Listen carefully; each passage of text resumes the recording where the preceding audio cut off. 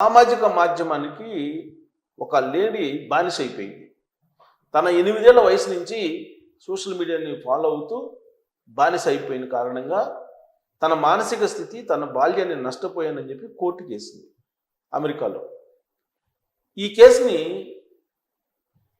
ఒక advocate take up చేశారు. అక్కడ ఉన్నటువంటి టెక్సాస్లో ఉండే అడ్వకేట్ టేకప్ చేశారు. అతను ఆర్టిఫిషియల్ ఇంటెలిజెన్స్ ఏఐ ఏఐ సహాయంతో ఈ కేసుని వాదించాడు. చాట్ జీపీటీ, క్లాడ్, జెమిని ఈ 3 కలిపినటువంటి బూడిల్ బాక్స్ అనేటువంటిది ఒక యాప్ ఉంది.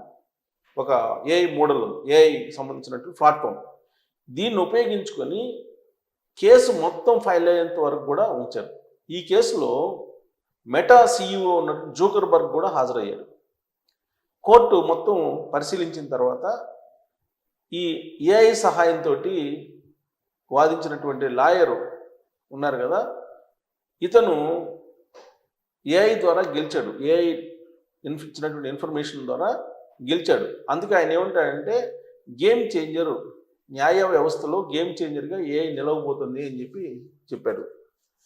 సో ఈ కేసు మొత్తం విన్న తర్వాత న్యాయవాది లానియర్ ఏం చెప్పాడంటే సామాజిక మాధ్యమాల్లో బానిసలైనటువంటి వాళ్ళు కేవలం ఒక యువతే కాదు, అనేక మంది ఉన్నారు. కాబట్టి ఇది సమాజానికి నష్టం అని చెప్పి వాదిస్తే, వాద ప్రతివాదాలను విన్న తర్వాత అమెరికా కోర్టు ఈ సంస్థలకి, గూగుల్, మెటా ఈ సంస్థలకి 56 కోట్ల రూపాయలు ఫైన్ వేసింది.